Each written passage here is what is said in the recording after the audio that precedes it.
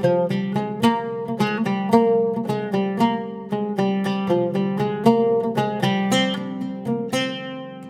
இன்னைக்கு ரொம்ப டேஸ்டியான ஹெல்தியான அரிசி வச்சு ஸ்நாக்ஸ் ரெசிபி எப்படி செய்கிறதுன்னு பார்க்க போகிறோம். இது ரொம்பவே டேஸ்டியாக இருக்கும். வாயில் வச்சதும் கரைஞ்சி போயிடும். அவ்வளோ சாஃப்டாக ரொம்ப சூப்பராக இருக்கும். ஈவன் பிகினர்ஸ் கூட பண்ணிடலாம், ஏன்னா இது அந்தளவுக்கு ஈஸியான ரெசிபி. ஹாய் ஃப்ரெண்ட்ஸ், வணக்கம். என் பேர் Abhi. Welcome to Indian recipes Tamil. வீடியோக்குள்ளே போகிறதுக்கு முன்னாடி நம்ம சேனல் இந்தியன் ரெசிபிஸ் தமிழை சப்ஸ்கிரைப் பண்ணிக்கோங்க. கூட இருக்க பெல் சிம்பலையும் கிளிக் பண்ணிக்கோங்க.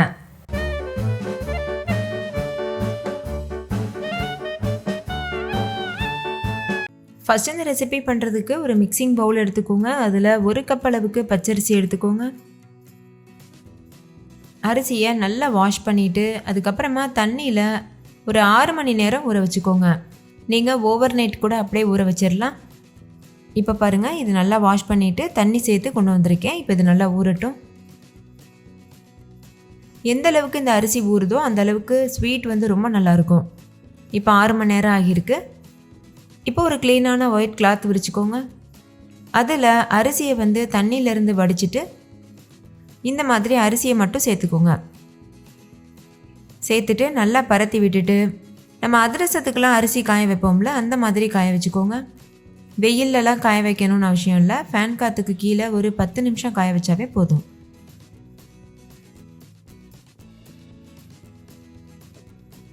இப்போ பாருங்கள், 10 நிமிஷம் ஆகியிருக்கு. நம்ம அரிசியை கையில் தொட்டோன்னா அது கையில் ஒட்டணும், ஆனால் அதில் ஈரம் இருக்கக்கூடாது. இதுதான் கரெக்டான பக்குவம். இப்போ இந்த அரிசியை ஒரு மிக்ஸி ஜாருக்கு மாற்றிக்கோங்க. மாற்றிட்டு எந்த அளவுக்கு முடியுமோ அந்தளவுக்கு ஃபைன் பவுடரை அரைச்சி எடுத்துக்கோங்க. அரைச்சதுக்கப்புறமா இந்த மாவை ஜலிச்சுக்கணும். இது போல் ஒரு சன்னி வச்சுட்டு நல்லா இதை ஜலிச்சு எடுத்துக்கோங்க. கொஞ்சம் கூட குருணையோ கப்பியோ இருக்கக்கூடாது. ஃபஸ்ட்டு நல்லா இது போல் உதிர்த்து விட்டுட்டு அதுக்கப்புறமா ஜலிக்கிறதுக்கு ஸ்டார்ட் பண்ணுங்கள்.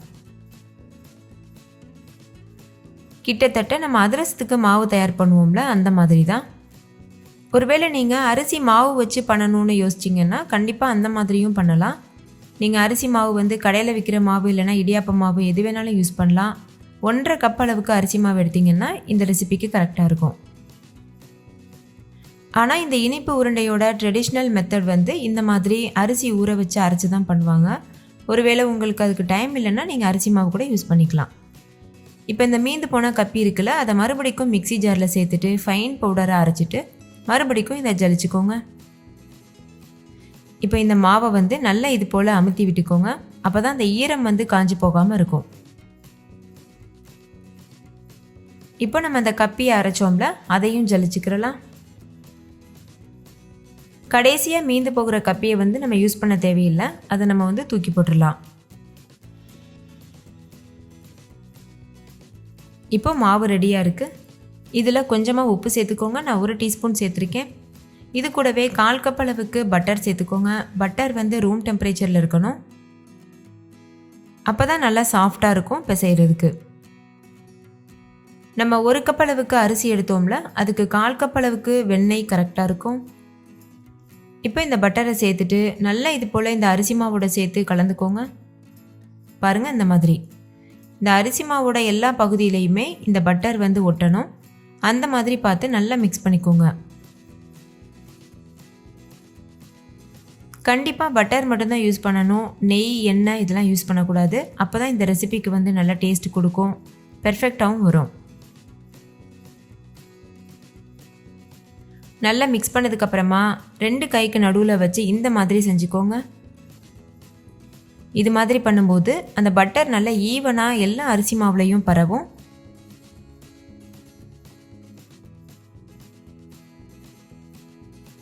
இது போல் செஞ்சதுக்கப்புறமா இதில் தேவையான அளவுக்கு பால் சேர்த்து நல்ல ஒரு சாஃப்டான மாவு பக்குவத்துக்கு பிசைஞ்சு எடுத்துக்கணும். பாருங்கள், எந்த அளவுக்கு ஒரு பவுடர் ஃபார்முக்கு வந்திருக்கு. இந்த ஸ்டேஜில் நம்ம பால் சேர்த்து பிசைய ஆரம்பிச்சிடலாம். இந்த அரிசி மாவு வந்து ஈர மாவு அப்படின்றதுனால பால் கம்மியாக தான் தேவைப்படும். அதனால் கொஞ்சம் கொஞ்சமாக சேர்த்துட்டு பிசைஞ்சிக்கோங்க, இல்லைன்னா மாவு ரொம்ப தண்ணியாயிரும்.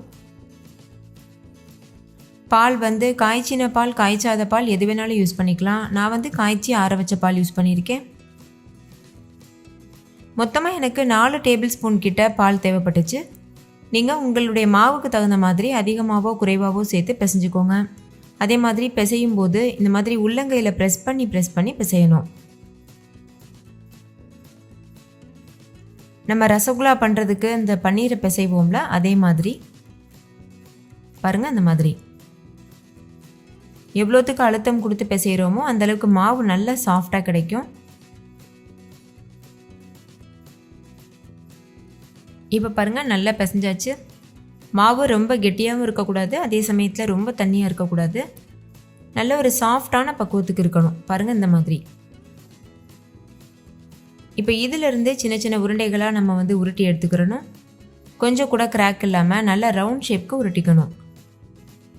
இதே மாதிரி மீத இருக்க எல்லா மாவுலையும் உருண்டைகள் உருட்டி வச்சுக்கோங்க. இந்த அளவு சைஸில் உருண்டைகள் இருந்தால் கரெக்டாக இருக்கும். இப்போ பாருங்கள், எல்லா மாவுலையும் உருண்டைகள் உருட்டி வச்சாச்சு. இப்போ இது ஒரு ஓரமாக இருக்கட்டும். பொரிக்கிறதுக்கு தேவையான அளவுக்கு எண்ணெயை நல்லா சூடுபடுத்திடுங்க. எண்ணெய் நல்லா சூடானதுக்கப்புறமா ஸ்டவ்வை மீடியம் ஃப்ளேமில் வச்சுட்டு இந்த மாதிரி உருண்டைகளை உள்ளே சேர்த்துருங்க. சேர்த்துட்டு லோ ஃப்ளேமில் மீடியம் ஃப்ளேமில் மாற்றி மாற்றி வச்சு 2 பக்கம் திருப்பி விட்டு நல்லா பொன்னிறம் வர வரைக்கும் வேக வச்சுக்கோங்க. ஹை ஃப்ளேமில் வச்சிடக்கூடாது, லோ ஃப்ளேமில் வைக்கலாம், அப்படி இல்லைன்னா மீடியம் ஃப்ளேமில் வைக்கலாம். உருண்டைகளை போட்டதும் நம்ம கரண்டியில் கிளற ஆரம்பிக்கக்கூடாது. நல்ல ஒரு 2 நிமிஷமாவது அது வேகணும். அதுக்கப்புறம் தான் நம்ம கரண்டி சேர்த்து இது போல் கிளற ஆரம்பிக்கணும். அதுக்கப்புறமா இது போல் நல்லா பெரட்டி விட்டுட்டே இருக்கணும். அப்போ தான் எல்லா பகுதியிலையும் ஒரே கலரில் வெந்து வரும். இப்போ பாருங்கள், இதோட கலர் முழுமையாக சேஞ்ச் ஆகியிருக்கு. இந்த ஸ்டேஜில் இதை வெளியில் எடுத்துகிட்டு வேறு ஒரு பிளேட்டுக்கு மாற்றி வச்சுருங்க. இது இப்படியே சாப்பிட்றதுக்குமே ரொம்ப டேஸ்டியாக இருக்கும். ஆனால் நம்ம இன்றைக்கி வெள்ளைப்பாகில் சேர்த்து இதை சாப்பிட போகிறோம். அதனால இனிப்பாக ரொம்ப டேஸ்டியாக இருக்கும். இது நம்ம உப்பு மட்டும்தானே சேர்த்துருக்கோம், அதனால் சால்ட் பிஸ்கட் போல் தான் இருக்கும். இப்போ பாருங்கள், எண்ணெயிலேருந்து வெளியில் எடுத்துகிட்டு நான் வேறு ஒரு பிளேட்டுக்கு மாற்றி வச்சுருக்கேன். இப்போ இது ஒரு ஓரமாக இருக்கட்டும். வேறு ஒரு கடாயில் 3/4 கப் வெல்லம் சேர்த்துக்கோங்க. 1 கப் அரிசி எடுத்தோம், அதுக்கு 3/4 கப் வெல்லம் கரெக்டாக இருக்கும். கூடவே 1/4 கப் தண்ணியும் சேர்த்துட்டு வெல்லம் முழுமையாக கரையிறது வரைக்கும் வெயிட் பண்ணுங்கள். ஸ்டவ்வை மீடியம் ஃப்ளேமில் ஹை ஃப்ளேமில் மாற்றி மாற்றி வச்சு கலந்து விடுங்க. இப்போ பாருங்கள், வெல்லம் முழுமையாக கரைஞ்சிருச்சு. நீங்கள் யூஸ் பண்ணுற வெல்லத்தில் மண் தூசி இருந்ததுன்னா வடிகட்டிட்டு மறுபடிக்கும் பாகு காய்ச்சணும். நான் யூஸ் பண்ணியிருக்கிற வெல்லத்தில் மண் தூசி இல்லை, அதனால் அப்படியே நான் பாகு காய்ச்சிருக்கேன். இப்போ பாருங்கள், இந்த மாதிரி நல்லா கொதித்து வர சமயத்தில் நம்ம பாகு பதம் செக் பண்ணணும். அதுக்கு இந்த மாதிரி ஒரு சின்ன பவுலில் தண்ணி எடுத்துக்கோங்க. அதில் கொஞ்சமாக பாகை விட்டு பாருங்கள். நம்ம அதிரசத்துக்கெலாம் பாகு எடுப்போம்ல அதே பக்குவம் தான். சாஃப்ட் பால் கன்சிஸ்டன்சின்னு சொல்லுவோம்ல, தக்காளி பதம், அந்த பதத்துக்கு தான் இருக்கணும். இப்போ பாருங்கள், தண்ணியில் சேர்த்ததும் நம்ம கையில் எடுக்க முடியலை. ஸோ இன்னும் கொஞ்சம் நேரத்துக்கு நம்ம வெயிட் பண்ணணும். மறுபடிக்கும் செக் பண்ணி பார்க்கலாம். இப்போ மறுபடிக்கும் செக் பண்ணி பார்க்கும்போது இந்த பதம் கரெக்டாக வந்திருக்கு. நம்ம கையில் எடுக்கிறதுக்கு வருது. அதே மாதிரி நம்ம தொட்டு பார்த்தோன்னா நல்லா சாஃப்டாக ஒரு பால் போல் இருக்கும். பாருங்கள், இந்த மாதிரி. இது பெர்ஃபெக்டான கன்சிஸ்டன்சி. இந்த ஸ்டேஜில் ஸ்டவ் ஆஃப் பண்ணிடுங்க. ஸ்டவ் ஆஃப் பண்ணிவிட்டு நம்ம ஏற்கனவே செஞ்சு வச்சுருக்க உருண்டைகளை உள்ளே சேர்த்துருங்க. சேர்த்துட்டு இது நல்லா கலந்துக்கோங்க. நல்லா மிக்ஸ் பண்ணிகிட்டே இருக்கும்போது இந்த வெள்ளைப்பாகு நல்லா கெட்டியாக ஆரம்பிக்கும். அந்த உருண்டையோட மேல் பகுதியில் நல்லா ஒட்டி பிடிக்க ஆரம்பிக்கும். கைவிடாமல் இது போல் கலந்துட்டே இருங்க. ஒரு 2 நிமிஷத்துக்குள்ளேயே இது நல்லா ஆறிடும். கரெக்டான பக்குவத்துக்கும் வந்துடும்.